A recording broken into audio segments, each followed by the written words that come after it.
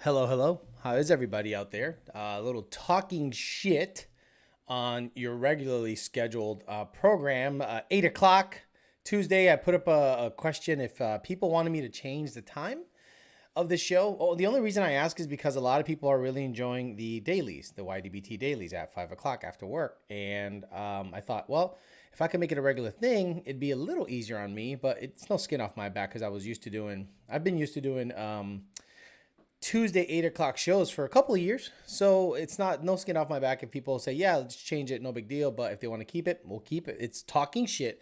Everything else is YDBT Daily. Today we're talking about buying a used modified vehicle. You saw what happened with me with the GT500. You saw what happened with me with the red car. Both cars have been duds. The GT500 has never run the exact number it ran when I tested it. It's just been nothing but issue and issue and issue. And then the red car, oof, I got a good story on the red car that I might be able to tell one of these days, but not for today, some other time. So we're going to talk to the people here, say hi to everybody that's joined and get going after it. Mike Rasovic. Who the fuck else said something? I guess my pinned comments are hidden. Oh, Matt 2011 GT, Pat the One, Arturo Hermosillo, Mike Rasovic, YouTube Corrupt the Mod, D-Rock Fox. You got Craig Sinofsky, Miguel Salazar. I said make sure to hit the goddamn like button. 162 people on, 93 likes. What the fuck's wrong with you people? Good evening, Alex, says that one of the mods, JD Swag. Matt 2011 says already yelling. We got Selim said he put his long tubes on and it's a major pain. It took me 4 hours. I didn't have to drop the K member, but they were ultimate headers and I had a lot of tools. So I must say, if you have a lift and tools, it ain't that bad. But if you don't, it's going to be real bad. Second shift racing in the house. We got Eweksu Ocha. Eweksu Ocha. What the fuck? What a name. Wow. We got Mofler. Omar Garza in the house. Mr. Home Depot himself. Harris. Tyler Smith. Indian Outlaw. Boostly. Rich 50. Matt A. Tyler Smith. Rich 50. And a whole bunch of other people that decided to get on. All right, let's talk. Hey, Desert 1320. By the way, guys, you got to go to Desert 1320's channel. He has some of the best racing coverage. No bullshit, no talking, show up, cars racing. I'm like, that is like a throwback, and it is so good to watch.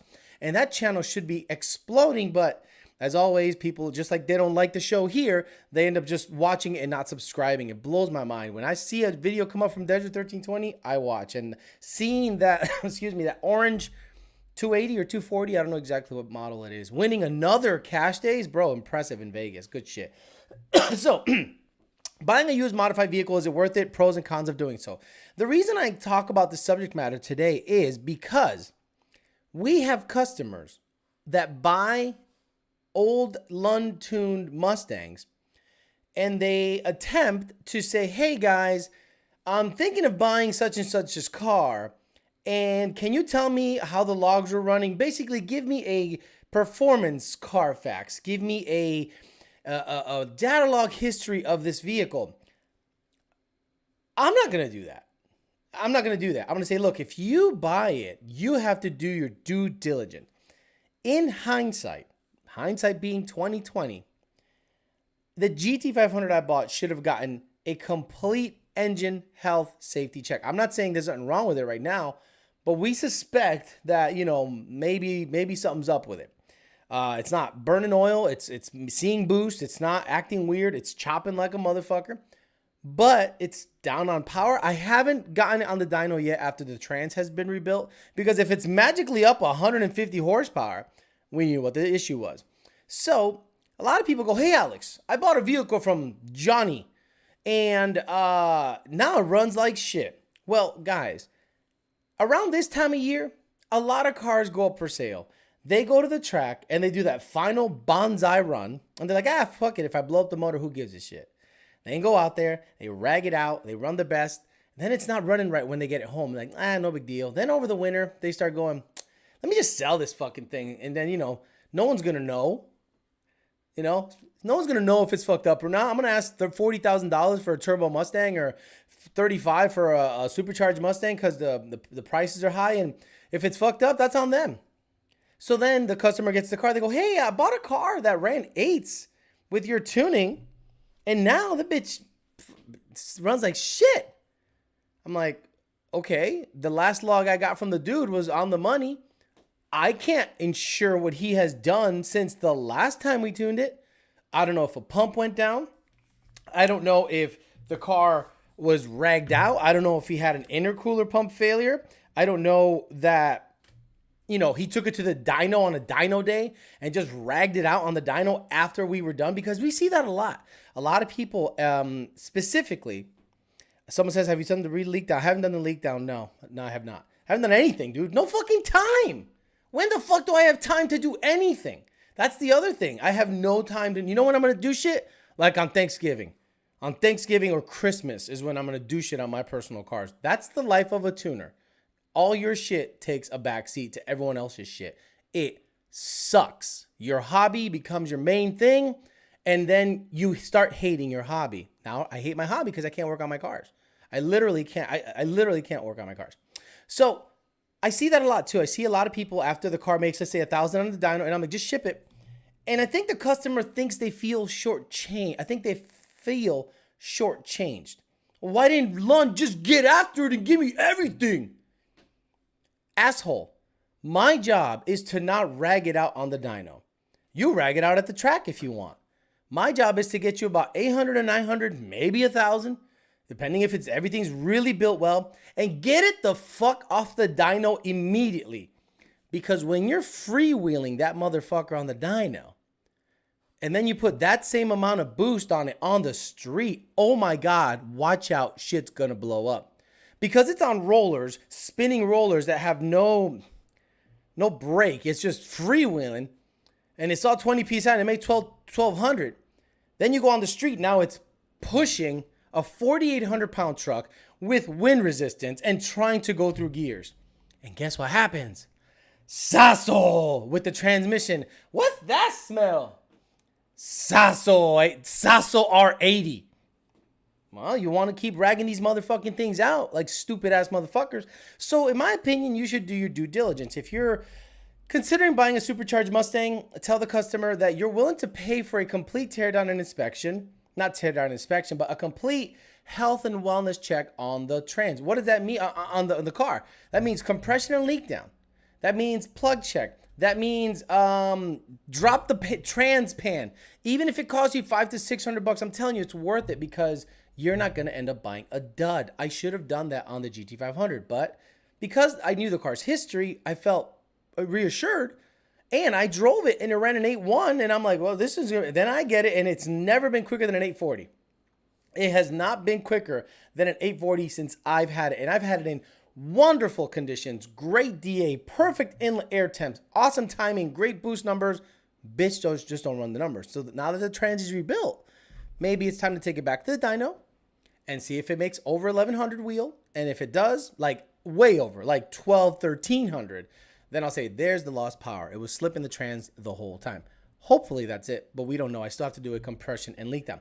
So the other thing I want to talk about also, so again, do your due diligence. Do not ask the tuner to try to get in the way of a sale or to try to do the vetting of the sale. That's up to you, because for all we know, we shipped it running great, and then all of a sudden he ragged it out on dyno days like an idiot, blew it up, and then he's trying to sell it to recoup because his wife found out that he's fucking breaking the bank, and Timmy can't eat because homeboy's fucking spending time on 3 twin turbo Gen 2. Blows my mind. So today I had a couple of shops, and tomorrow I'm gonna have one shop that I'm gonna do dynos with, and every single car that I tune, whether it be a Whipple, a TVS, a turbo car, or whatever, the first thing I say is, what does the customer want out of this thing? What does the customer expect? And if they go, well, as much as you can get, I go, no, we gotta be realistic. It's a stock motor, not studded. We have to be realistic. Oh, well, whatever you think is good. I think for a stock motor bottom end, 850 to 900 is nice. And then get it the fuck out of the shop. And if he wants to go any higher in boost, tell him to do it on the street or just shoot for an ET number. Well, once I'm done vetting the tune, and I go, here you go. Again, what happens after it leaves my hands is not up to me. But there are certain people that love to rag out customers' cars on the dyno. Like, don't do that.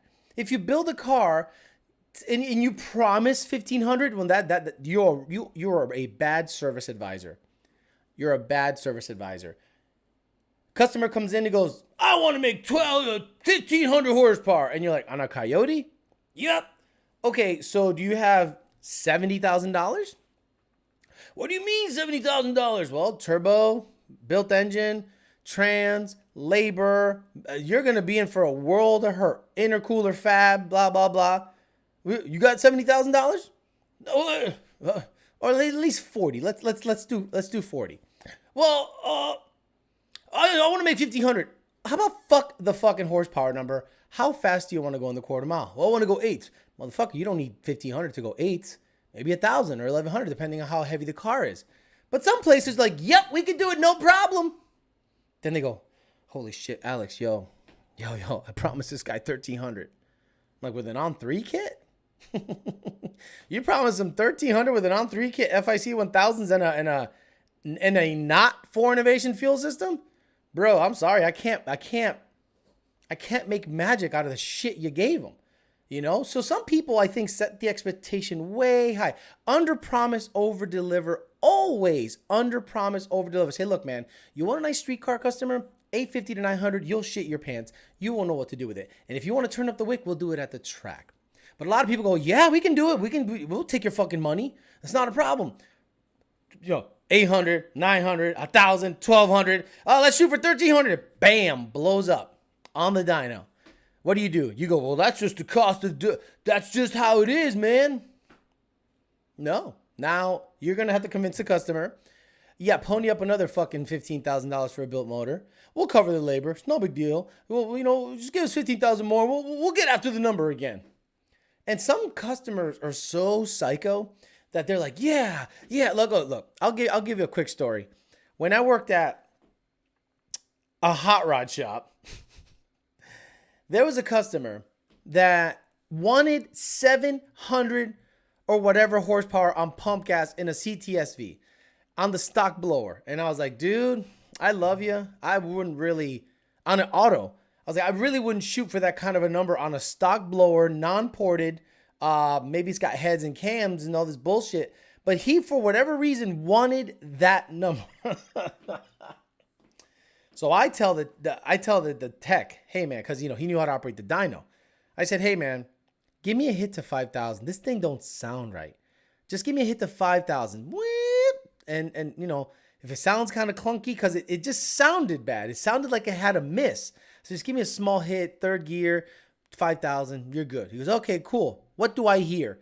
I hear a 7,200 RPM hit, and then you hear that familiar sound. And shit just scattering. And I'm just like, I'm sitting there in the office going, this motherfucker sent it. This motherfucker sent it all the way. What the fuck? So I go back there, I go, what happened? Oh, I don't know, man. I'm like, did your data log it? He goes, no. I'm like, that sounded like 7,000 RPMs. I swear to God, man, it was only 5,000. I'm like, not only was it cold, he fucking sent it, blew it up. The customer almost cried. The customer sat there and said, this car doesn't deserve that kind of treatment. What? It's a fucking car. Oh, this car deserves better than that. I was like, look, we'll talk. We'll see what we can do. So then we worked up some numbers. And then what did I do? I had to convince him to buy a beefed up motor so that it could take 700 on pump gas, just selling it out of my ass. And I'm like, God damn it, I hate this industry. I fucking hate this industry. We blow it up. We overpromise. And now all of a sudden it is up to me to tell this guy and get some more money out of his wallet when it wasn't his fucking fault. The shit fucking flunk shit. I'm done with that. I'm so happy I'm not on that end of the performance and racing industry. It was a fucking nightmare. I don't think I ever want. I was looking for a little man. I almost stepped on him. I don't think I want to do that ever again. No, thank you. So don't rag it out on the dyno. If you're going to buy a car, don't ask the tuner, how was the car performing before this date? Because we never say, hey, Timmy, your car's running like shit. See you later. Hey, Ralph, This thing is lean as fuck on bank 2. Bye-bye. Tuna, final tune attached. Great, have a great day. No, we say, hey, fix this shit, and I'm not gonna give you the thumbs up on this thing until I see a clean data log. You know what's even funnier? Sometimes I don't even see a data log. I just see a fucking guy pop up on the list going, hey, new personal best, 850. I'm like, what the fuck? I didn't see a log. But it ran good. I'm like, I hope you logged that pass. So guys, we are not responsible for what the end user does, and you can't hold us responsible or use us as a health and wellness Carfax, performance Carfax for you. Yes, we have a history of the ticket. Yes, we have a history of the logs, but don't pit us against the customer if you buy a fucking lemon and then you try to, I don't know, use us to like get back at him or something. Weird shit. All right, let's get to some of the paid questions. Talk some shit here. Talk a little bit about everything, and we'll go from there. We got Indian Outlaw says, good evening. He's a member for 2 months, and he gave me $5. I appreciate you very much. We got 19 RS3 says, my 19 Roush RS3 with a phase 2 upgrade, so a 88 millimeter pulley, ran a 1078 and 136, 25 minutes later, 135 calibration, 74 degrees, there you go, 400 DA, there you go, shell 93, there, exactly, 74 degrees, 400 DA. So go out there in the summer. You went out there on super favorable conditions. Of course it's going to run good. So congratulations, your car is running what NA Gen 3s do. What a CJ NA Gen 3 with a converter, you're running with a supercharged. But look, that's nothing to sneeze at. It's still a stock calibration with a Roush stock calibration with a warranty, if you give a shit about that stuff. And it ran a good number, but let's see that in the summertime. You trust me, it won't see it. It was only down 1 mile an hour, 1/10. That's not terrible. Mendoza's Coyote gave me $1. Thank you, sir. And Jeremy Fail says, best drag springs getting Vikings soon. For what car? I love the Steeda stuff. Look, the Blue Goose got Steeda stuff. All the fast midnight cars, most have Steeda stuff, at least in the rear. At least a Steeda rear spring with the spacer. That's like the go-to, especially with a 315 tire out back. Pussy Pounder says, bitch level all the way. Thank you, sir. Nines Daily on the way, says Ian Martha. Not in your car. Not in that car. No fucking way. Where's Tony, the star of the show? He's right behind me. Literally right behind me, just waiting for me to do something. More time, more money. I don't get the obsession with being on pump gas. Me neither. Look, I've had issues with, for the first time ever, I've had issues with E85 here.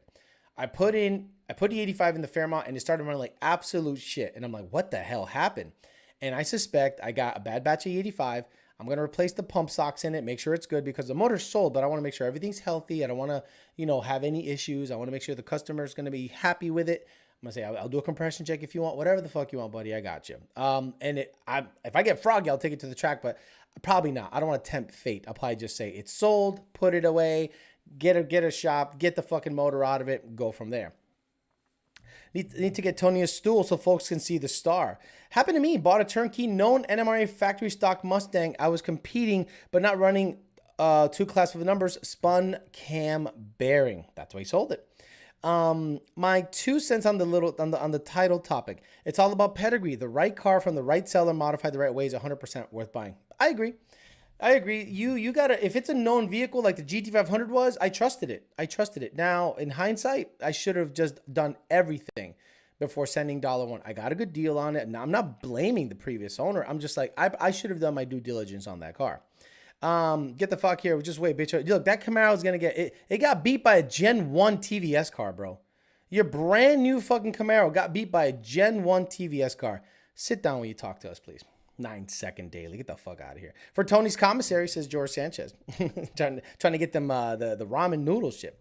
S197 says Jeremy Fail. So you have an S197? Well, that's a good one. I don't like the Cobra Jet drag springs. I think the Cobra Jet springs are way, way, way too low in the front. The best spring package I had in an S197 for drag racing was honestly Ford Performance stuff. Not CJ stuff, just regular Ford Performance stuff. And I'm sorry, the front springs were stock, and I cut them because they were a little tall, and the rears were Ford Performance springs. I don't even know what kind. And I'm telling you, they're great. Look, your dampening, it has to work in conjunction with each other. You can't rely fully on the shock to take care of your dampening. A lot of people get a tighter shock, or a high, more intense valving on the shock instead of fucking with the spring to take the load away from the shock. So you'll have to probably go somewhere so everything works in conjunction with each other, right? You might want to hit up Viking, or you want to hit up a shop. Don't buy the red shit. The red shit is fucking whack. It slaps. It's junk. I wouldn't even fuck with it. Why do I say that? Because I had them before I knew anything. They're fucking trash, bro. I didn't hit up Steve to see if they have anything for S197. Laughing my ass off. You'll see, bro, that Publix ain't paying you that good. You're not going to have a 9-second daily. You know what a 9-second daily is in a new car? It's not cheap. It's not cheap to go there in the new car. And why would you want to make that car a 9-second car? You want to enjoy that car? Leave it alone. Put a pulley on it, a tuner in a cold air, and just drive it. The moment you start thinking, let's make a 9-second Camaro a daily, that's when you're going to start hating that car. Did that. Been there. Done that. Did it. Wasn't worth it. Alice, what causes RPM surge on E85 while idling? No fucking idea. On E85, the fuel I don't think matters. I think what matters more, if it's a Gen 3, it's the cam phasing. Look at the intake cam. I've talked about that a bazillion times. Omar Garza says, my car's been sitting for a half year with no upgrades due to buying a house, but as soon as I close, 8s are coming soon. Omar Garza's 8 is real close to 8s. I think he's being 940s in a Gen 3 with a 6 rib. That thing is fast. Bondlebird. How you doing, Bondlebird? He put up the whole post of me talking shit on his car today on Instagram. I think the guy likes a little clout. Rami Zaidan finally got time to see a live chat. Rami's been working really hard. He's got the new shop down in Puerto Rico. He's working on ZR1s, CTSVs. He's working on everything. Once he gets a good Chevy tuner, once he gets his hands on a good Chevy tuner, he'll be fucking rocking and rolling. The Ford Mustang stuff, he's got covered.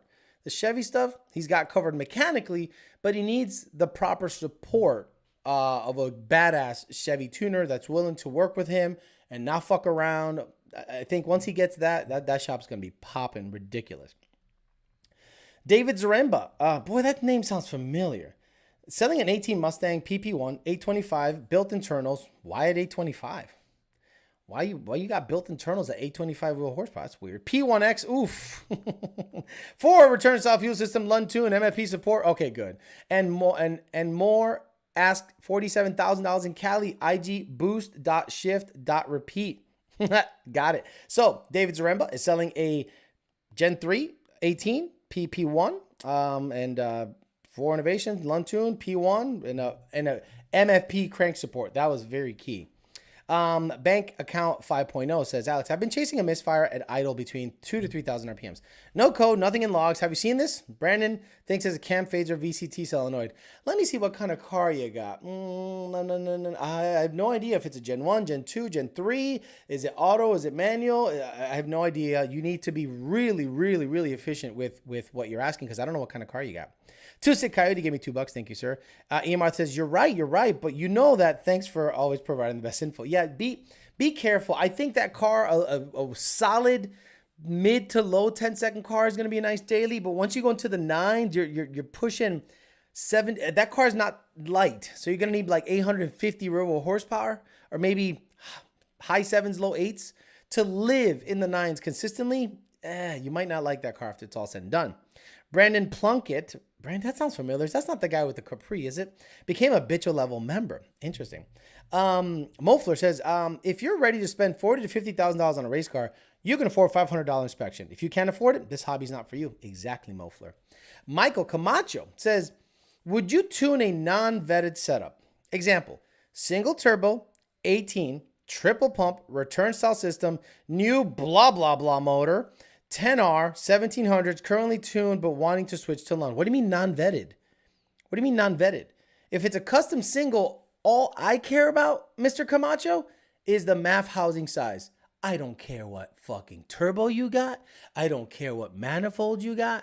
I'm going to say it's going to tune fine, but if you have valve float, if you have back pressure because of the wrong exhaust housing, maybe stock manifolds, bad design on the custom, because I've seen many custom setups look great under the hood and they cause nothing but back pressure and valve float issues.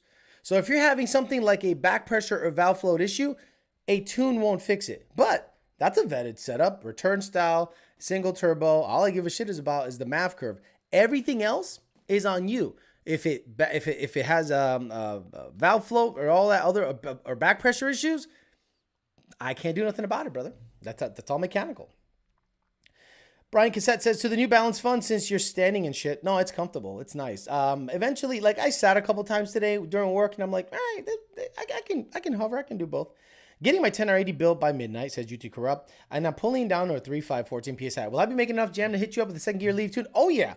I tuned a car today for Hypermotive. Shout out to Hypermotive and Steve Gellis. 825 horsepower with a 3.6 pulley. 20 degrees of timing. You're going to need a second gear leaf tune. Absolutely on a Gen 3. Mike Chernappy became a Bitch of Love member. Thank you, sir. And Ahmed says, Gen 3 only happens on E, and surge usually starts after about 10 minutes of straight driving. Start to act like it's cam. Literally, you have the cam reversion issue. If it happens, Ahmed, and your intake cam goes to 0. So when you're logging, take note of when it happens. Like you're driving, it happens, then it recovers, shut the car off. Stop the log, shut the car off. Send the log to Brandon and say, Brandon, it happens at the end of the log. And Brandon's going to look at the intake cam and go, hello, friend, buddy, pal. There's your issue, buddy, pal, friend. My honey bunny. Because he gives customers pet names, and then the customers get real fucking familiar. And then when they yell at him, he's like, well, why are they yelling at me? I called them friend and buddy and pal. I call customers like cunts and fucking idiots. Look, stupid. You can't do, oh, fuck you, man. Give me someone else. Good. So yeah, Ahmed, because the fuel property, and actually, believe it or not, ethanol does thin out the oil slightly quicker because there's some inherent blow-by happening. Fuel ending up in the oil. Because when you change your oil on ethanol, you know it. You go, what's that smell? Sasso. Cam bearings. Hey, Alex, why is it so hard to get a Gen 1 over 500 wheel NA? Is it the displacement or limited PCM? Sprayed Coyote, it's the cylinder heads are better on Gen 2. The valves are slightly bigger on Gen 2 and Gen 3. And the cams are better on Gen 2 and Gen 3. It's not that hard to figure out. The motor is better from Gen 2 and up. Bro, a used 10 to 14 GT500 with under 40,000 miles is the same price as a 17 GT. Is it worth trading? I currently have a Gen 1. What? You want a GT500? Is it your daily? Is it your daily? If it's your daily, I wouldn't get a GT500. You're not going to like a daily GT500. Hold up, Alex. Let me bump in real quick. 12-0. Bendición, Theo. How's the family? Yeah, like Brandon gives people like pet names. Hello, friend. How are you, buddy, pal? Please give me an idle slower vlog to 4,500 RPMs, and then give me a what? Please, friend, buddy, pal. And then the customer's like, oh, okay, we're buddies now, right? And like, yeah, Brandon, you're fucking stupid. You want to follow me on Instagram? Yeah, I'll follow you on Instagram. And then he's in the vortex. He's in the customer vortex. Now he knows what his kids, the customer's kids look like. He knows what his girlfriend looks like. He sees Instagram posts. By the way, guys, if you're going to friend request me on Facebook because you saw me on Instagram or someone tagged me on something, make sure your account isn't some pussy ass account that I can make fun of. I got like 10 friend requests this week from shared accounts. You know, like Bobby and Lisa Fernandez or whatever. So who cheated, right? Who cheated? Why do you have a joint account? You're basically telling people somebody cheated and we need to keep checks and balances. But then there's an account on his or her phone called, Grumpy Munchkin _50. I'm like, oh, that's your real account. And then there's another account with two guys or a guy doing a burnout in a motorcycle. And it's like one of those artistic pictures, and the girlfriend's next to him giving him a kiss. And I'm like, you fucking punk. What the? Friend request me with that gay shit. Joint account having ass. Grow up. Get some nuts. Sasso. There goes the trans. What's your girl? I was super short because of the show. Okay. At what boost do you have valve flow on Gen 2? Thinking about 6 or 80 car. See, the thing is, it's not boost. It's restriction. So let's say your valves have gone through hell. Let's say your valve springs are pretty worn out because a lot of 8,000 plus RPM shifts, because you think, oh, it's a Coyote, you can rev forever on stock valve springs. Then you go and boost the thing, and it sounds like a rev limiter at about 6,800 RPM. You're like, what the fuck is that? Hey, Alex, you put a rev limiter at 6,800. There's no rev limiter at 6,800. Well, I don't know what's happening. Back pressure or valve flow. One of the two. Which one is it? I don't know. Fuck do I know? I can give you a tune to see if it helps the issue. Oh, it didn't make it any better. Apparently, they're all Mexican. I'm like, right. So fix your shit. You got back pressure issues, bro. Why do you think Jake went with a T6 housing on the 80 plus millimeter turbo on the truck, and it made 1,000 on 20 PSI being mounted by the bed? Jake ain't stupid. He knows the deal. Sorry, says bank account 50. More info on the question above. Gen nothing. Like Gen nothing. He didn't tell me what generation it is. He said Gen. Ported Boss Manifold JLT Series 2. So that's a Gen 1. Of course, a Sport Gaze, and that might have a collapsed baffle. Collapsed baffle. So it probably sounds decent. What the fuck was your initial question? Bank account. Let's see. Chasing a misfired idle, 2,000 to 3,000 RPM. Nothing logs.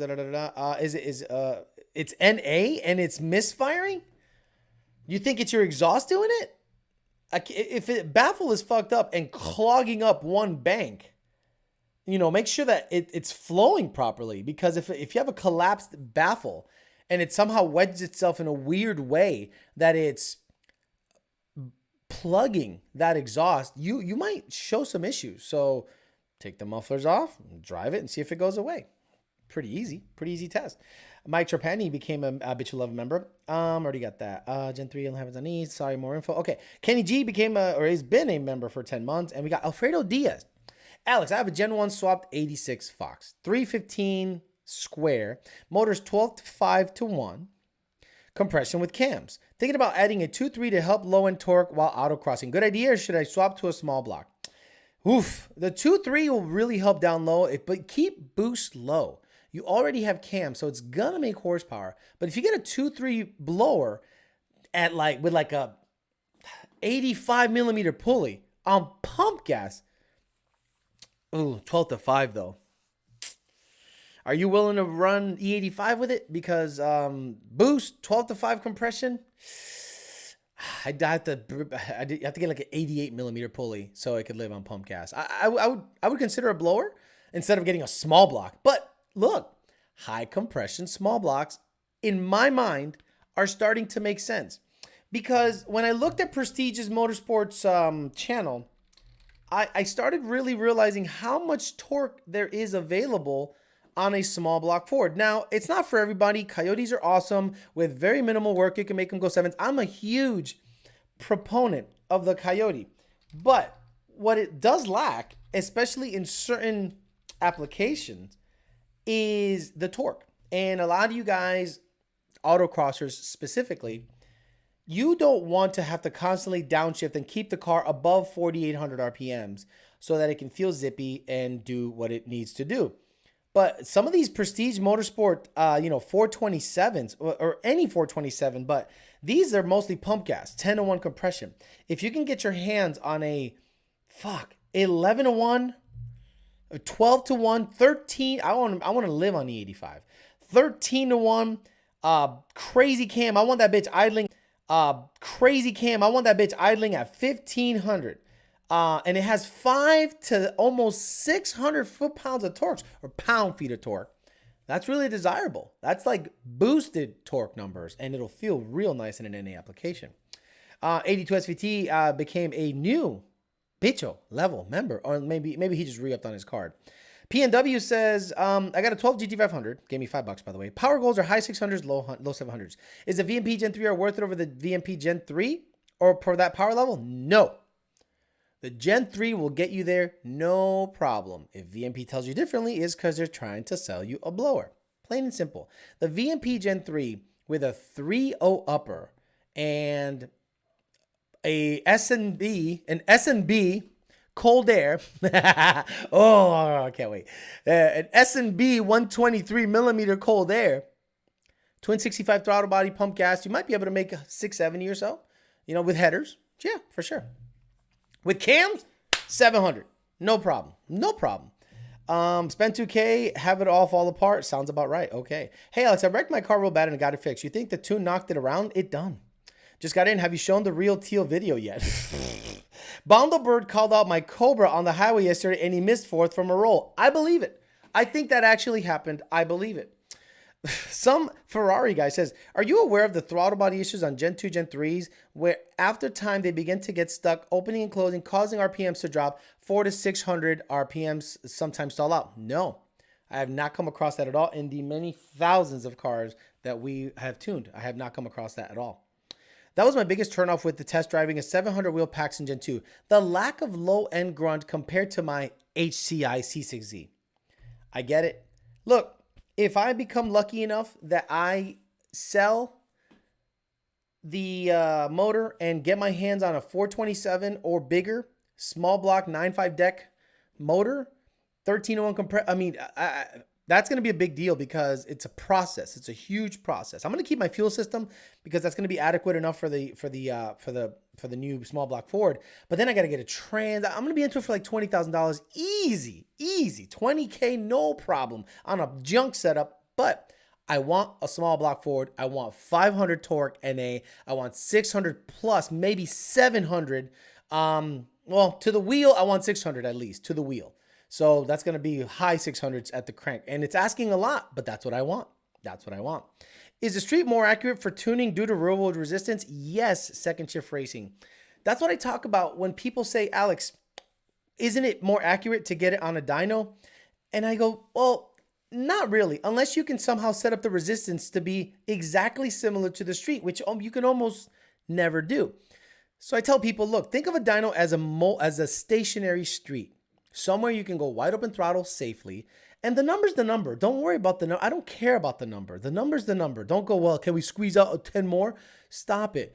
Go on the street with the car pushing its own way. If you, say, live in Houston, Katy, any of those areas that has a lot of real estate to be able to do wide open throttle pulls in, like on the frontage roads with concrete, you are better off doing hits on a street, pushing its own weight, shifting the gears while it's pushing its own weight and resistance and weight and tires. We can dial it in better, in my opinion, that way. The dynos are great for power, for just what can it take? What can it do? What can we get away with? What do the cams do? It's a diagnostic tool, in my opinion. What will it do at 23 PSI? What will it do at 30 PSI? Hey, throttle's staying open. It's not fail safe and cams aren't reverting. Okay, let's get it on the street. Let's start at 20 PSI. Start doing it on the street and you'll see the issues start popping up earlier in the boost number on the street than on the dyno. Considering buying a Mamalona in the next year, would you recommend a 15 to 17 or 18-20? 15 to 17 at this point. Don't mind the RCSB since my daily is a small truck already. Just want a daily truck. Thanks, Alex. Depends on what you want to do with it. If you want to turbo or supercharge it, I do the Gen 2 because of the 6R80. The 10R80 in my truck is nice, NA. But I know, and Jake has been having a ball with his red truck. He drives it all the time. It lives at 700 wheel. He is the happiest dude on the planet. But my stupid ass is going to go, I want to drive around on 800 wheel. I want to drive around on 850 wheel. And once it doesn't make a shift or it gets pissed off, I'm going to start wondering why I didn't go 6R80. If you want throttle body issues, get a BBK, says Matt 2011 GT. I only run E85, says Alfredo Diaz. I already have ID 1050X injectors, but I may need dual pump setup though. What the fuck's he talking about? Alfredo Diaz. What the fuck are you talking about? Is he the road race guy? Yeah, he's a road race guy. Okay, so you're on E85. I put a blower in it. You'll love it. But if you got the money, and the means, bro, a high revving small block Ford is a good look. It's just more maintenance. You're under the hood more, and it's a tinkerer's engine. Whereas the Coyote, You're just replacing sensors. Considering buying, I already got that. If you want to throw it, I just got that. Alex, what front skinny did you run on the black S197? I ran a really shitty one, the Phoenix bias ply front. The Phoenix bias ply front, and the rear was a bias ply Mickey Thompson stiff wall slick. That was the combo in the black car. It didn't last for shit. Racer S197 says Katy frontage roads. I know all about them frontage roads, bro. The frontage road is where like the shops are before you merge onto the highway, and they're sometimes 3 lanes wide and straight and fucking concrete. And I'm like, man, we don't got any of that shit here. Mexico tuning roads. Hey Alex, for a Gen 2 manual, is it worth it getting cams? My car is NA for now, but planning on getting a centrifugal later on. Define worth it. 15 to 20 more NA, 30 to 35 more boosted. Is that worth it for $1,100 cams and maybe a $600, $700 install? 6-7 hours of work. It's a decent amount of work. I mean, you got to take the whole fucking front of the engine apart. Most of the engine has to come apart. SD 2013 GT says, by watching your videos, I was watching your show and I learned a lot. What not to do. Thank you for saving me time and money. That's all I'm trying to do. I've done all the mistakes. Everything I've told you guys not to do, I've done. Like, I've fucked up so many times. I bought the wrong vehicle. I got screwed on this. I bought the wrong springs. I got the wrong suspension. I've done everything wrong you can think of in Coyote Land. I had pipe bombs. Dude, I had pipe bombs. Like, nothing says squid fuck than pipe bombs. Like, I was blown away that pipe bombs had a promotional 18-wheeler. I'm like, how the fuck did y'all afford that? Like, it was the worst sounding exhaust in the history of exhaust. Straight garbage. I had them. And I'm like, whoa, these are great. After the second day, these are fucking stupid. These are so stupid. I sold them. Then I'm like, well, maybe Flowmasters don't fuck it up. Put some Flowmasters in it. Oh my God, it's worse. The droning was ridiculous. It's almost Flowmaster said, let's make the material the worst harmonizing sound it can possibly be. They took a tuning fork. I went, no. We want it to be more annoying. No, make it out of this material. Yep, that one. Fucking garbage, bro. So I tried all the exhaust. I tried all this, all the tuners, all that. I'm telling you, dude, I'm trying to save you guys money because I have blown through so much money and time, and I'm still doing it like an idiot. Like, I shouldn't have gone Coyote with the Fairmont. To me, that was a mistake. I did it for everybody else. I fell into the peer pressure. I'm like, oh, Coyote swap it, cool. And it was cool, and it went 880s, but I've had nothing but issues. Nothing but issues driving that car. How long can Alex stand for? More than 6 hours. I used to work at factories, dude. Factories, you're just like, you punch in and you stand up for 3 or 4 hours. You have a 15-minute break. You come back out for another 3, bro. It's normal. What are pipe bombs? Says Mofler. You don't know what pipe bombs are? Come on. You're not a real OG S197 guy unless you know what pipe bombs are. The best sounding muffler period on S197s are single tip GT500 mufflers. Opinions on MBRP exhaust. It's a pipe bomb light. MBRP to me sounds like trash too, bro. So what's the best axle back for a Gen 2? MagnaFlow Street Series. If you have free flowing exhaust, MagnaFlow Street Series, because once you put a blower on it, it changes the tone totally. But MagnaFlow, I have the original Ford Racing Borlas in the car. It's pretty good until you go over 3,000 RPMs. I'll take a video of that, and you're going to go, that is kind of loud in that car. Tracy Miller. Is that a guy or a girl? It's one of those names, right, that you don't know. I've been watching old videos, and previously you mentioned turning a two-step for manuals into an anti-lag, but didn't go further because it's gay. Can you expand on it, or do I hit up Lunch Support and Tony Support? Thank you, Tracy Miller. I would hit up Brandon or Nardi and ask them what's the best way to set up some kind of rolling anti-lag. They fucked with it. My rolling anti-lag is a blower. I told Brandon and Dakota over the weekend to ditch their turbos. I said, you never had more fun with those cars than when they were supercharged. Brandon was supposedly running 9s. And Dakota was running well into the 10s with his Whipple boss.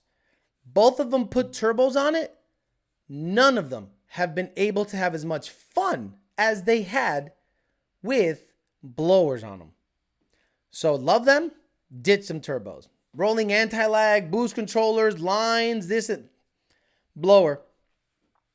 Now, if you want to drag race the car, dedicated drag car, goes to the track, you don't mind bumping him like a fucking idiot, like a John Deere fucking tractor, all day, no problem. But for the street, you want to have fun, enjoy it, and not be under the hood all the time and have less issues, blower, blower, blower, blower, blower. Just picked up a 2007 Z06 with 112,000 miles. It had an RPM head cam package and supporting mods installed this spring. The previous owner added 8,000 miles this summer. How long do you think it'll last? I don't know shit about those.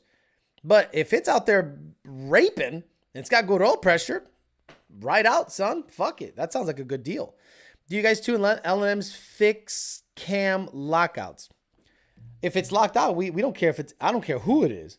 I don't care if it's MMR. I don't care if it's MPR. I don't care who the fuck's cam lockout it is. We tune it. We tune it by not tuning it. When you lock out VCT, you take work away from us. I'm like, all right, cool. Here you go. Oh, it runs like shit. Sick. You put them in the wrong spot. Not my problem. Bit. Michael Day says, I'm doing a turbo swap in a 70 Mach 1. Why? To race and wanted to know what kind of rear gear do you think it'll be a good idea to start in the mid 300 range or lower with a turbo 400? I do a 373. 373. I got 373s in a 1100 horse, 3,500 pound GT500.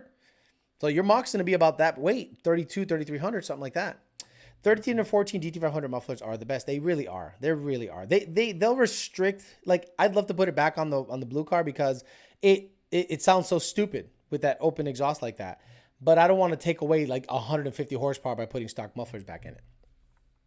I still like the stock active exhaust with resonator delete. MBRP sounds amazing on Gen 2. No, they don't. They sound like shit. Fuck out of here. They sound like shit. Sorry. Chase Ponder says MST two-step works for rolling anti-lag. So you guys can touch tips and talk about it. I know the feeling, bitcho. I had a mariachi gig lasted 7 hours, no breaks, straight playing and singing the whole time. Good for you. Gen 3 Odin supercharged 10 Rs are long tubes necessary. Is it big horsepower bump? I mean, you're going to see, like, I saw a 50 horsepower bump, but it also went free flowing exhaust at the same time. So if you have stock manifolds and stock cats, and then you go from that to long tubes and free flowing, you can see close to a 50 horsepower bump. That's what I saw. Engine Masters did a test with chambered Flowmasters on a small block Ford, and it sucked 30 horsepower out of the motor. See what I mean? Turbos and boost controllers are definitely a hassle. Ekwensu Ocha. MagnaFlow comps with an H-pipe on an S197 is great. Jeremiah Camp's car has MagnaFlow Street Series. They're fucking perfect. That car is a perfect S197 to me. Paxton 800 Gen 2 cams, Boss manifold. No, stock Mustang manifold. Traps 150 like no problem on roll races. Like easy. Makes 800 and still has decent torque. I have the GT500s on my S197. I like the sound, but they are heavy. They are heavy. Dang, Alex hops on here and gives up all the sauce. Whatever that means. Spray Coyote says E85 ported head, stage 3 cams, CJ manifold, headers 12 to 5, Gen 1 Coyote, good combo for make 500 horsepower. Yeah. Gen 2? Gen 2 Coyote? Gen 1 Coyote? Oh. Fuck. Ported head. Yeah. If it's manual. Yeah, sprayed Coyote, you might make over 500 with that setup if it's manual. Jeremiah Campbell's like in the 490 range with a stock motor. So you might with that compression bump and some ported heads, absolutely. Your torque's going to be down, though. Remember, your torque is going to be down. How the hell do I cut a good 60 foot on street tires on a street GTPP? You don't. You pony up some money for some real fucking tires, and you go out there and practice. And you're going to go through a set or two before you understand how to launch the car in certain surfaces. That's just how it is. I'm not going to give you tips on launching on all seasons. Well, you got to launch all seasons at 2,500 RPM to slip the clutch. Well, with Blizzaks, you got to just leave off idle. Come on, stop it. Your white car with the long tubes and stock exhaust. What is the best coyote? Is the best coyote I've heard. People don't like that sound. People say it's tinny. Oh, it sounds like it's tinny. I'm like, I love, love, love how it sounds. You think it's risky running an optic armor windshield on the street? Yeah. As in, will the pebble go straight through? It won't go straight through, but it'll fuck it up real good. And it doesn't have that protection. Optic armor is not meant for the street, in my opinion. And Zane Mustang, best Gen 1 exhaust, open headers, especially on the 85. Don't even need air fresheners. Boy, you must be dying in that motherfucker. I think the make it or break it for Coyote exhaust notes is an H pipe. X pipe is too raspy when the stock manis and cats leave the equation. Exactly. X pipes, like on my red car, it has an X pipe. It's wide open throttle, sounds amazing. I love how it sounds wide open throttle. Driving around town, it sounds like shit. He said street tires. My car was going 1.4 on the street with radials 275 come my way, but he said street tires. Alex, what's the best 64 you got on Pirelli P0s? Treadwear of 800. I'm like, I don't fucking know. Treadwear of 800. Why are you trying to race on bitch ass tires? Oh, but what air pressure should I put Pirelli P0s at? 32. No, but I see the drag racers lower it to like 5. Give that a shot. See how that goes. Oh, shit, I ended up in the ditch. Yep. I used to see Puerto Ricans. Oh, God bless them. God bless these Section 8 Puerto Ricans in Holyoke, Massachusetts. Some of the dumbest, densest motherfuckers I've ever seen in my life. We'd go to Bernie Ave, and they'd lower the tire pressure on BF Goodrich TAs. Bájale, ponle como 10, ponle como 10. Ponle como 10, cante cabrón. Are you fucking stupid? And that bitch, you see the burnout marks. I'm like, you guys are just, a 12-second Mustang to them was like watching the, USS Enterprise D in in the times of Captain Kirk. It's like, holy shit, this thing's a spaceship. A 12-second Mustang to these Puerto Ricans was like, yo, man, this is like a fucking race car, man. This motherfucker got money. He must sell drugs. No, I just have drag tires on it, drag lights, little 100 sneaky Pete shot, and I fuck you all up on the street. It's a fun time. Mendoza's Coyote says, thanks, Alex. You got it. Nobody caught my name reference yet? Nope, no one. Thought someone would get it. Nope. Ikwensu Ocha. I don't get it. Is it backwards? Is it A-U? Nope, I don't get it. We're stupid here. My Hoosier QuickTime Pros are about shot. Opinion on an MNH 28 10 5 17. HDFU grad. Did you like the Hoosier QuickTime Pros? Did you have a good time with them? Did you have success with them? If the answer is yes, get them again. If I were to sell my car now, how much would you ask? $52,000? 52? 53? Turbo? 400? Cams? Pretty clean car. I'd ask 50. They're gonna want to give you like 45. So you ain't gonna get 60. You ain't gonna get 70. Sorry, it's gonna be like high 40s. You might be able to sell it for high 40s, low 50s. Realistically. Now, if my car, the white car, Paxton, 10 PSI. Stage 2 Caliber trans, lowering springs, GT500 wheels, performance package Brembos, I could probably ask for more. Not because it's better than your car, but it's more useful. You know what I mean? The car could probably go 10s in the quarter, stop on a dime, turn, comfortable, stick. People will be like, I can do more with that car. Your car is a drag car. So people are going to be like, well, I'm buying a drag car. So they're going to try to Jew you down. That's not derogatory. That's just facts. To make you, sell it for almost nothing.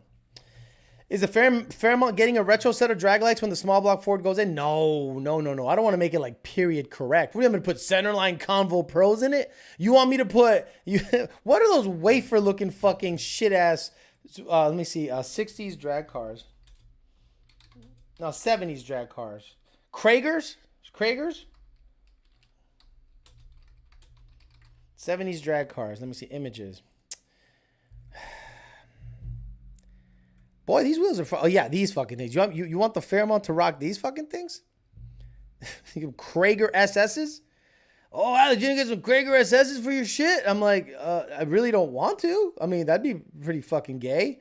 Convo Pros over shit, though. Center line Convo Pros, bro. This is for the old heads in the crowd. Shee! Look at this. Every Grand National in Massachusetts had centerline Convo Pros. And you know why we didn't get centerline Convo Pros? Because they were 5 lug. And we didn't want to get the Ranger axles and do the 5 lug conversion. We said, fuck all that shit. So, yeah. No, I'm not doing that. I want baller nice wheels in the thing. Hey, Alex, I'm pumping ethanol content. Reads up to 84 after driving for about 30 to 45 minutes. Doesn't flag as learned. Any idea why? Just fucking drive it, man. Just drive it. Why the fuck do you guys stare at it like this? Oh, man, I want to make sure it's locked.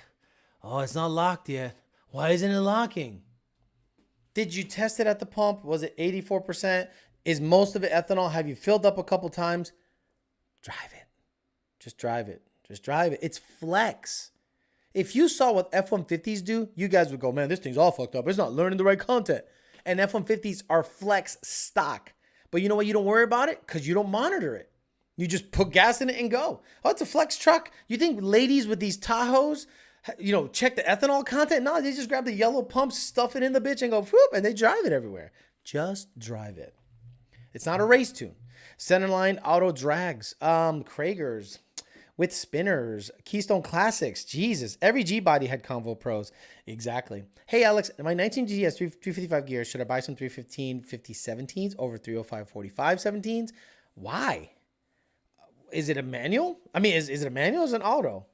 That's a big fucking tire. A 315 50 17 is a huge tire compared to the 305 45 17. I get the 305 45 17. Alex, I found out the Power Master is making a purpose-built alternator with reverse fins for a PBH style high lift kit. Don't know what the fuck he's talking about. These questions are silly. Is Section 8 hate 4 lug still? What? Section 8 is a GT500. What is wrong with people? You mean hush money? You'll see it in the log tomorrow then. Yeah, exactly. Just send it in. I'll be like, look, it's fine. If it's trimming fuel fine, I'm going to say, yeah, looks like it's trimming fuel fine. Put the E85R tune in it and we'll see. And usually it's on the money. It's not a problem. There's a Grand National black on black with those rims in my neighborhood. Young white kid, probably his dad's. Exactly. Dads used to see Convo Pros. See, back in the day, guys, there were 3 race wheels. 3. Fuck Kragers. We're not talking 70s, 80s shit.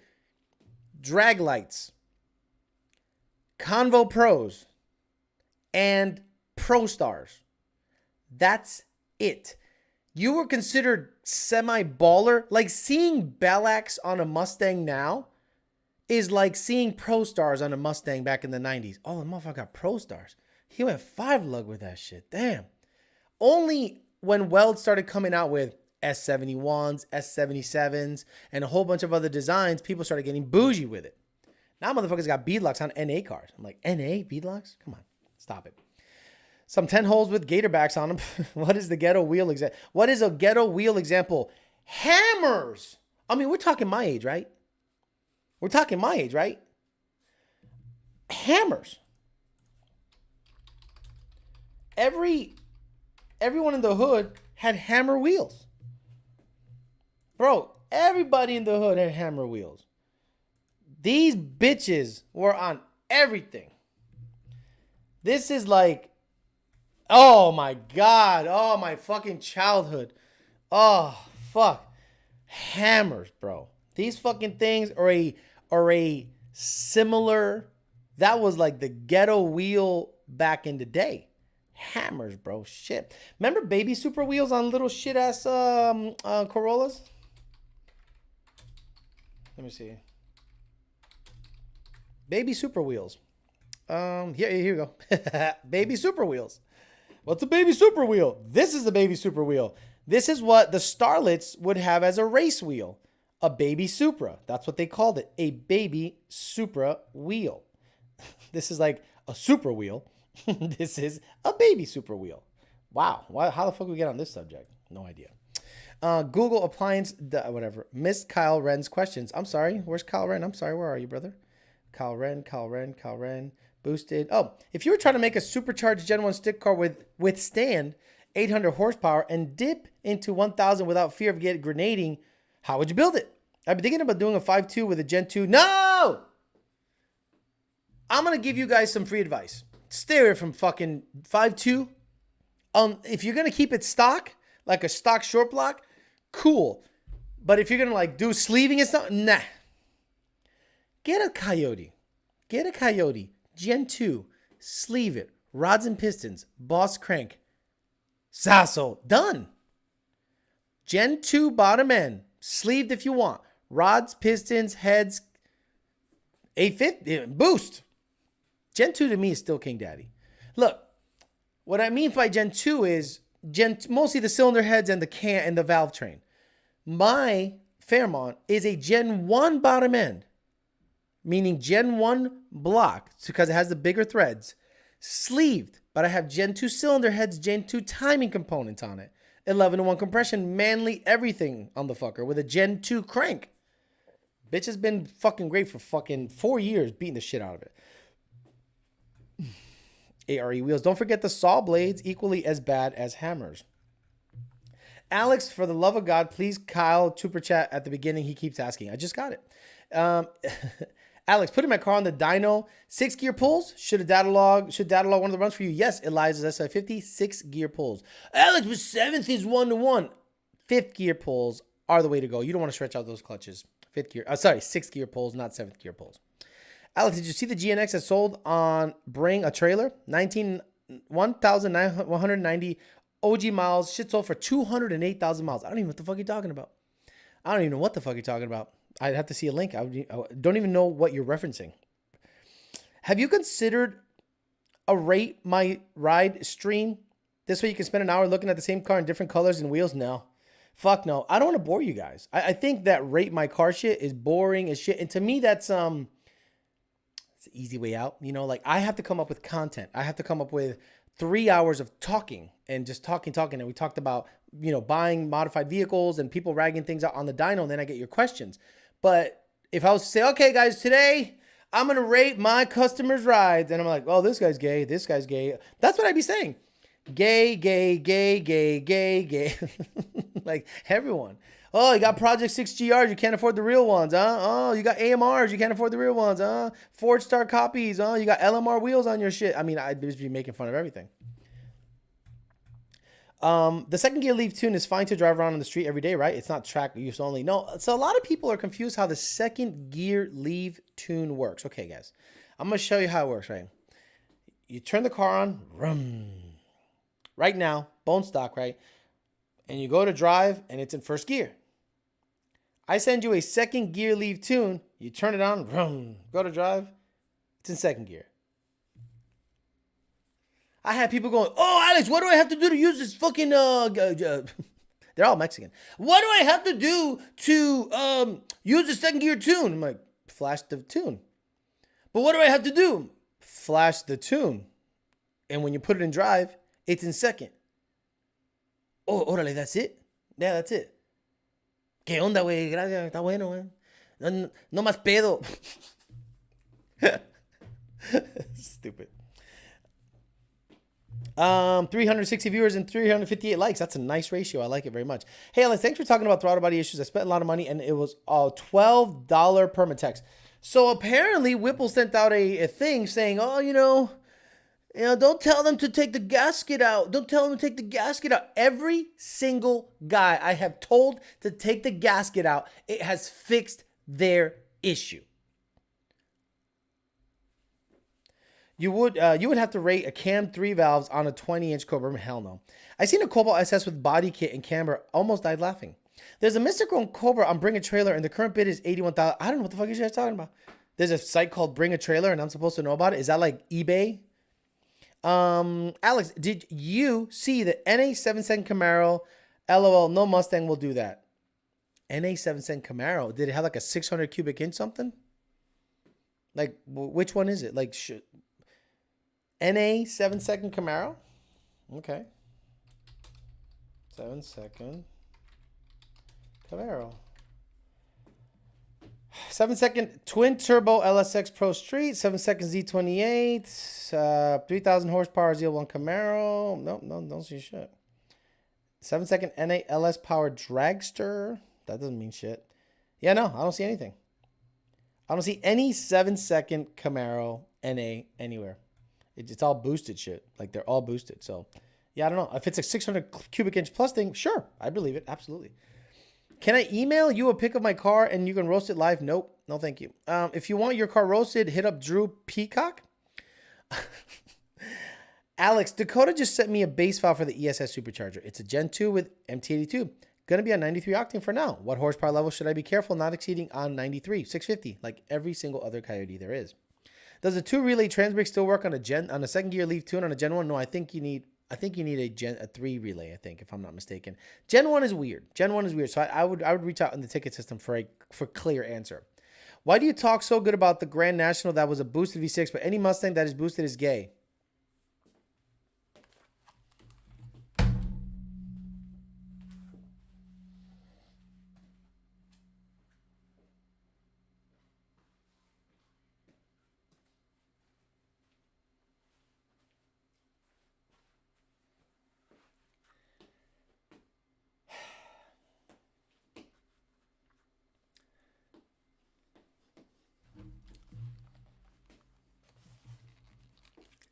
Asshole.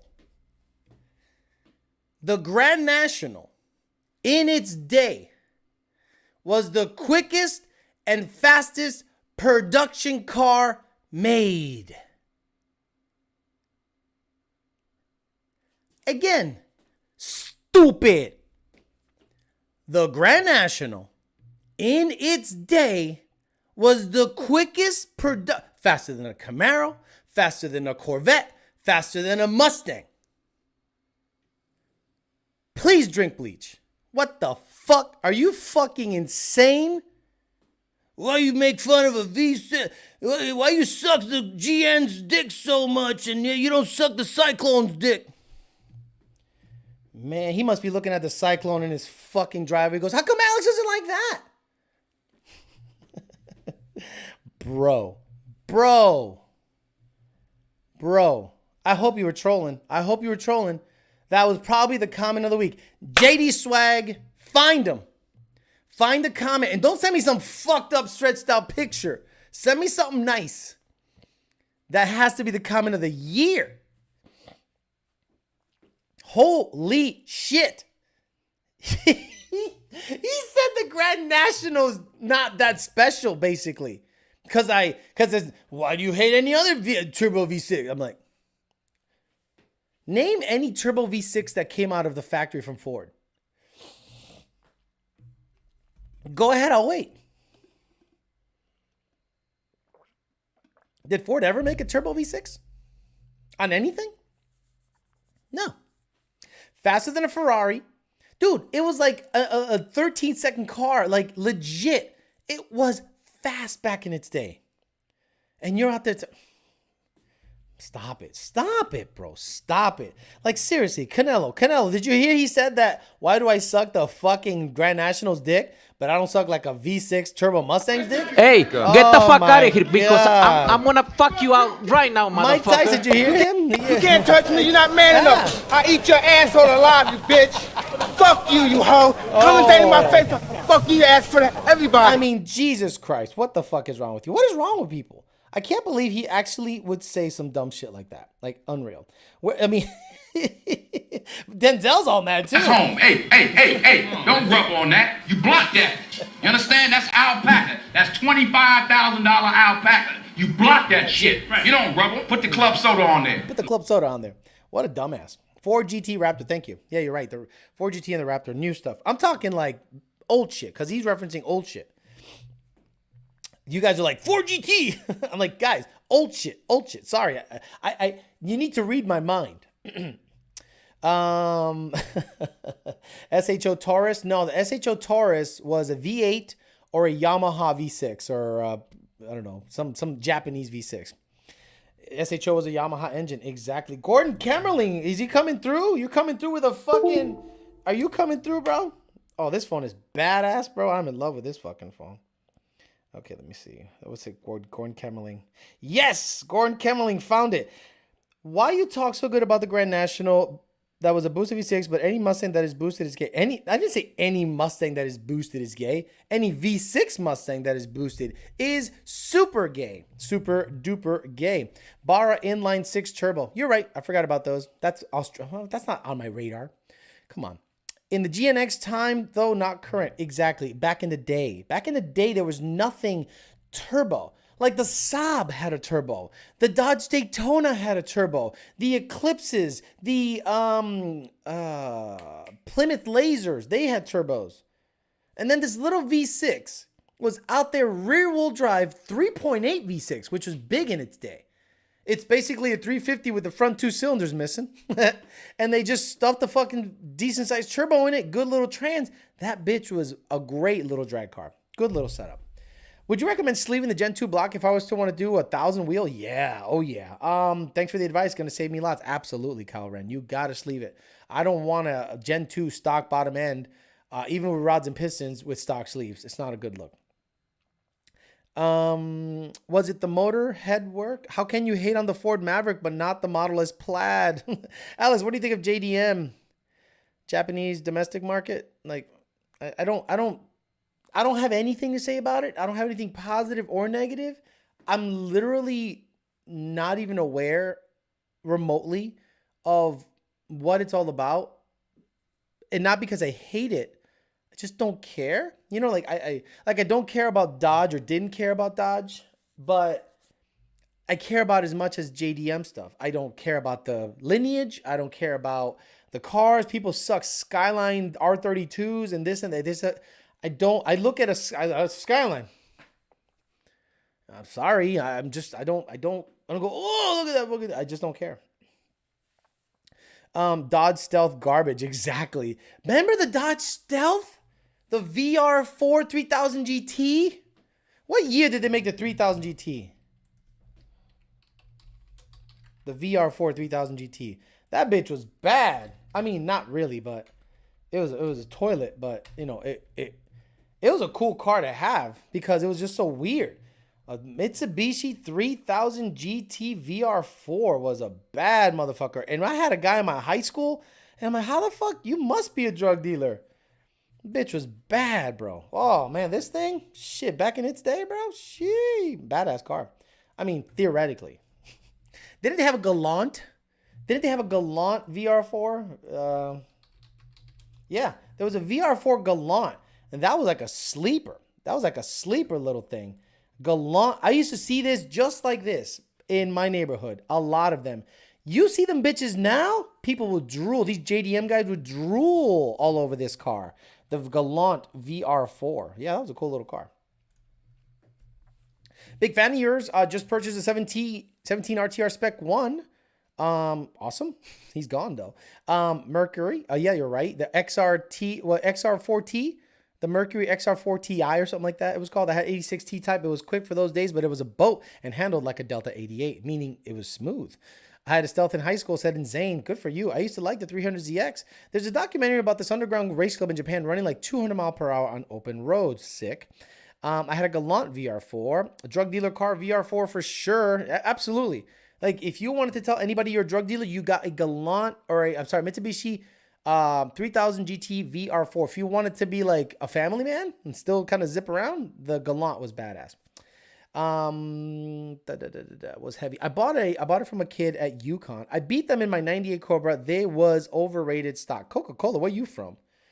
Coca-Cola, are you of non-white descent? The way that came across, I'm like, VR4 was a 1990 to 2000. Only JDM cars I like are R35 and Evo X. Fastest JDMs come from Puerto Rico. Exactly. Quickest, maybe not fastest. Dating channel live tonight? Yes, Darwin Gomez. I should schedule it, but Jared Wells almost fell into a trap, and he has the receipts, and I can't wait to show you that shit. So there will be a dating channel right after this. Just give me time to schedule it on the other stream.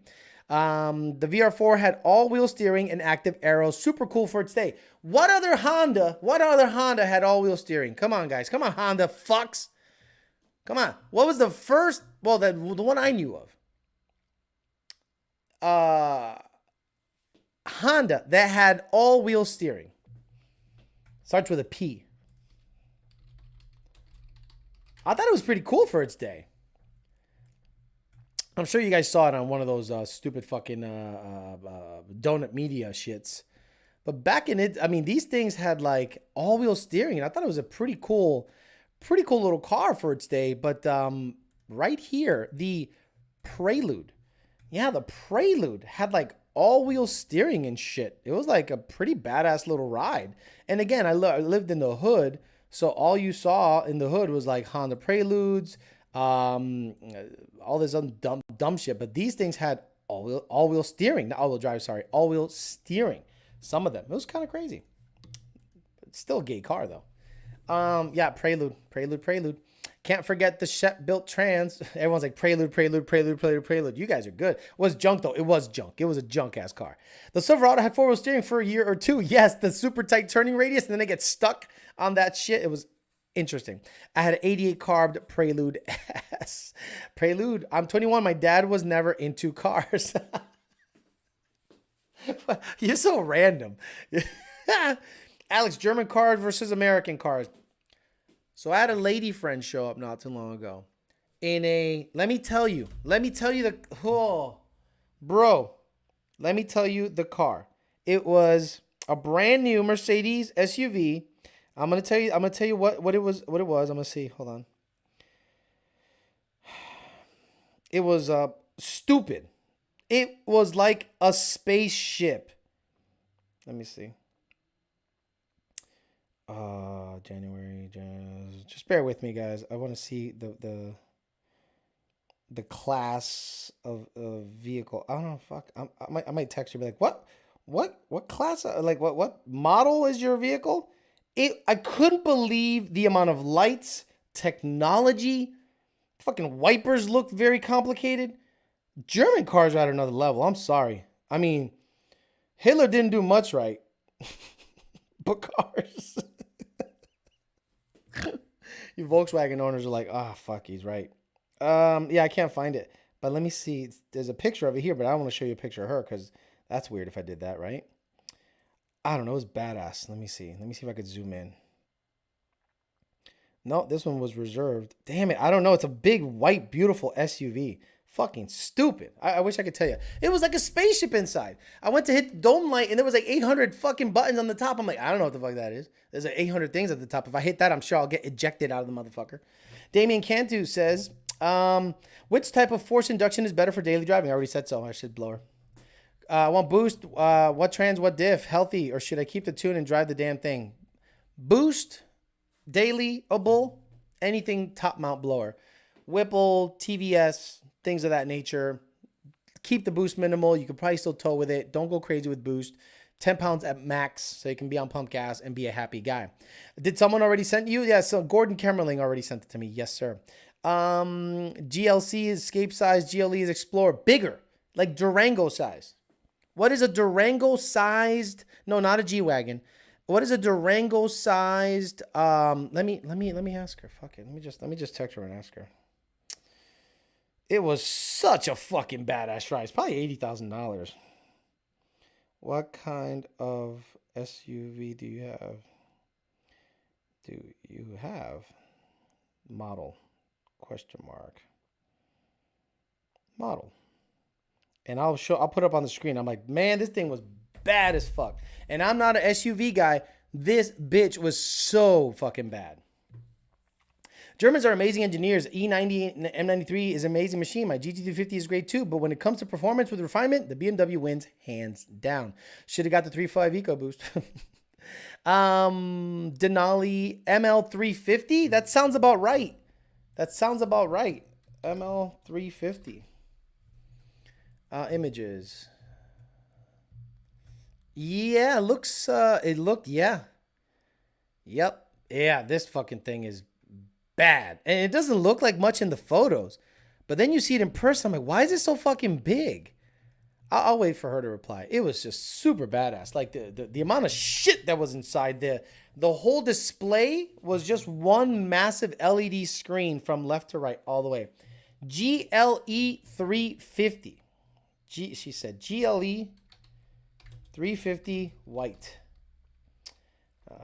GLE 350. Okay. Enter. Yo, bro. Bro, this is it. This is bad. I was like, holy shit, this thing is nasty. Like, it had more technology in the center console than any Mustang I've ever owned. And I'm like, this is that car. And it was like, damn, she was rocking it, bro. Yeah, bro. Badass shit. And I was like, man, well, let me see. Is it interior? Let's see, interior. There we go. Yeah, it was like this.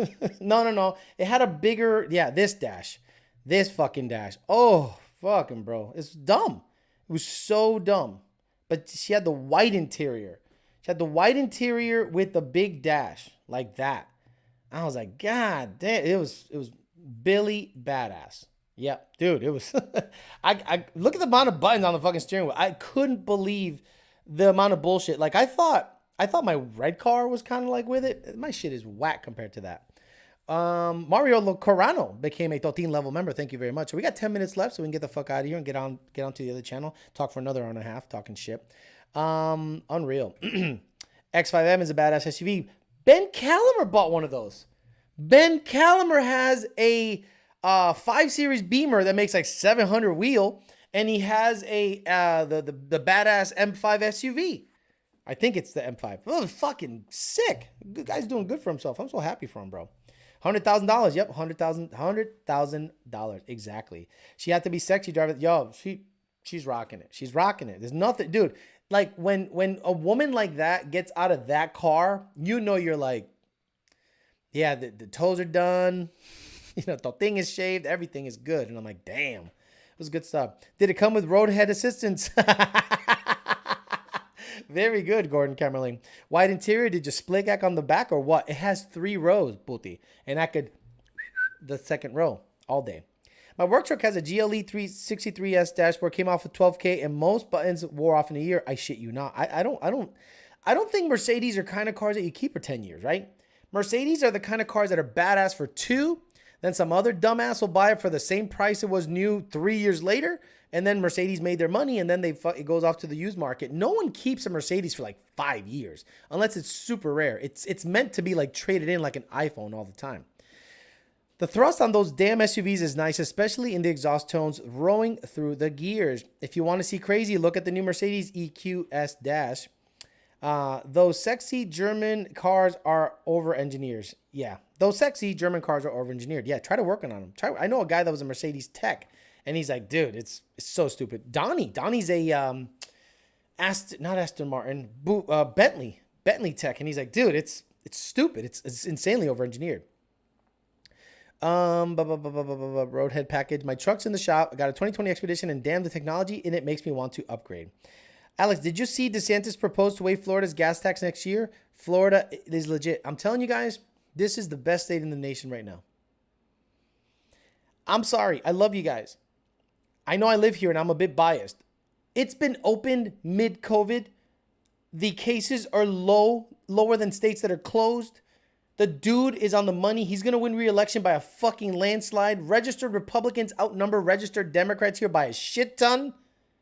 The guy knows what. And imagine if the exporters or the shipping containers start showing up on our docks, because it takes 7 days to go from the West Coast, Panama Canal to Florida. Imagine if Florida becomes the main hub for all of those people bringing shit here. Ooh, that's going to be ridiculous. Like the amount of money, the amount of traffic, the amount of trucks on the fucking highway, it's going to be, and the infrastructure is set up to be able to accommodate that. And if people start taking advantage of that, this state's going to explode in population. You'll see.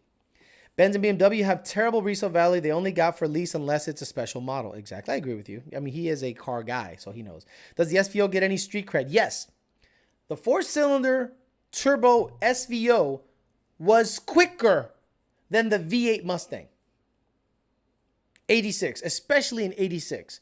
The 4-cylinder SVO came 5-lug from the factory. So you had more select wheel selection. It looked cool. It was weird. It had a cool rear wing on it.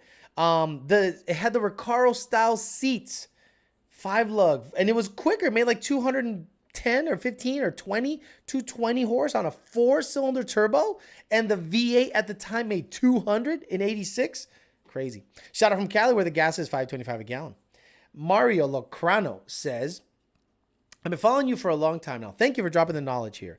I have a 15 GT with a Gen 5 Whipple Lund tune running MS-109. Easy 1090 manual car. Also, first time watching live. Thanks, Alex. Thank you for being a customer and for the kind words. And a follower, subscriber. Love that. And a premium member. Shit, you did it all. What's up, This is Bandit50. Just gone through removing the Dookie Roush blower Gen 2. Going Aldo kit. What's wrong with the Gen 2 blower? Don't be talking shit on the Gen 2 blower, but the Aldo kit is an upgrade 100%. Ben Callender took my money, bought a BMW. 18 weeks later, Ford is still broken. Shit, we got anywhere from 296 to 345, depending on the distance from the highway. Same here. Jonathan Detrick says, I installed a cold air intake. How many degrees cooler IATs will I see when reading the logs? I really don't understand the info. It's too much for my tiny brain. Jonathan, you won't see lower IATs, especially in the summer. In the summer, you will see higher IATs because now you have an open air element, bumper to bumper traffic, and you're sucking air from under the hood, where the stock intake was sucking air from the front grille. In cooler weather, you'll see similar IATs than ambient, never lower. Escondido, California, where E85 is now 430. What the fuck? I'm upset. I didn't put for Florida orders, so I'm stuck here for 4 more years. You're psycho. Never been to Florida. I've only seen what it's like in the back when I'm used to watch Mustang Lifestyle. P.S. No, I'm not subbed anymore. Good for you.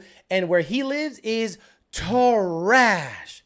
He lives in Geneva. He lives in Lake Nona. He lives in Orlando. He lives in the trash Puerto Rican part of the state. That part of the state fucking sucks. You want to come to Florida that's nice, pretty, cars, bitches, blue water, south of Port St. Lucie. From Port St. Lucie, south, east, and west. Just basically the whole south of Florida. Anything above that, it's boiled peanuts and gator meat. Garbage. Or Puerto Ricans and Disney. Like you see the fucking Mickey Cash for Gold sign. I mean, it's, dude, that part where he lives is fucking trash. There's nothing attractive about that area. It's a joke, homie. How the fuck do I know? How the fuck do I know? Jonathan, I like how people think that I can depict tone from text. Buddy Me gave me an SCT tuner and it has O2 shut off, shaking my head. Oh yeah, but they somehow are fucking in business. Blows my mind. But Alex, it says cold air on the box. E85 has hit 440 in Meth Desto. Nice. I like Meth Desto. Modesto. No, Alex, remember the air is cooler and faster the faster you're going. And smaller. Like the smaller the inlet, the more power it makes. That's why I love my Cervini's ram air hood with my cold air intake. Temps are always ambient. Bold peanuts, says Tracy Miller. Minibag Badman. Oh, do you want to see the fucking real teal clip? Minibag Badman. Alex, what's a good spot for a honeymoon? Key West. Been there 3 times. I think it's a good spot. Key West is islandy, nice, relaxed, chilled, just super nice from what I hear. I've never been, but every time Jake goes, every time my friends go, they go, dude, I came back recharged. It's very chill vibe. People are walking on the street. The restaurants are good and open. It's very adult. It's not Miami. Miami's a fucking shithole. Alex, what's a good spot? Already got that. Alex, would you say a larger MAF housing is recommended over the stock one when it comes to roll racing, or just keep the stock one? So if you ported your manifold, got a bigger throttle body, then sure. But if everything is stock behind the throttle body, I don't see the biggest difference in just a larger MAF housing, because eventually it's going to neck down into the 80 millimeter throttle body. So if your cold air intake is bigger than 80 millimeter already, and then it necks down to an 80 millimeter throttle body, how is a 120 millimeter cold air intake going to make more power when it still has to neck down? Oh, ram air effect. I mean, maybe. But if you port your manifold and have a bigger throttle body than stock, I could understand having a bigger MAF housing. Honestly, I'd love a Ram Air setup, but the Ram hood looks terrible when Terpskis go... Okay, he says Terpskis. He said Terpskis. I'm done. Mini bike is on. Are you going to restart the show? Exactly. At the track, I'll even send gear with the MTD2 because of... Whoa! What? You leave in second gear with... You're lying. You're lying, Mario. You're lying. I don't believe you. I don't believe you. Well, Shoxon leaving in first give me a better 60 foot than a 1.8. I don't believe you. I don't believe you leave in second gear with an MT82. Sorry. I just don't believe it. That's like the most unbelievable statement I've ever heard. No fucking way. Love my Ram Air box on my 68. 2 snorkels into the grill. All right, guys, I'm going to get out of here. I'm going to start the dating channel in give me about 10 minutes. I'll get the schedule set up. I'll get the videos downloaded so I can talk about Jared Wells almost getting catfished. And then we'll go from there. So thank you very much for hanging out with me during the Talking Shit 8 o'clock show. We're going to keep it at 8 o'clock. I had the thing, the little, whatchamacallit, the poll. And you guys want me to keep it at 8, so we'll do it. And we got one more paid question. Alex, still waiting on you to produce the first element 115 CAI to get those lower than ambient IATs. I'm working on it with Bob Lazar. We'll see if we can come out with it. All right, guys, I'm going to get out of here on the dating channel next. I'll be on in about 10 minutes, so we'll talk some more shit there. We're going to talk dating stuff. It's going to be a good time. But tomorrow, YDBT Daily, 5 p.m., all the way through the end of the week. Even on Thursday. Fuck it. I'm going to be on every fucking day. I'm going to give you a show every day. All fucking... I ain't got nothing to do on Thursday. Fuck, all my family's in Massachusetts. They can all freeze up there. I'll be down here working on cars and giving you guys shows. All right, guys. I'll see you guys tomorrow, 5 o'clock. Have a good night.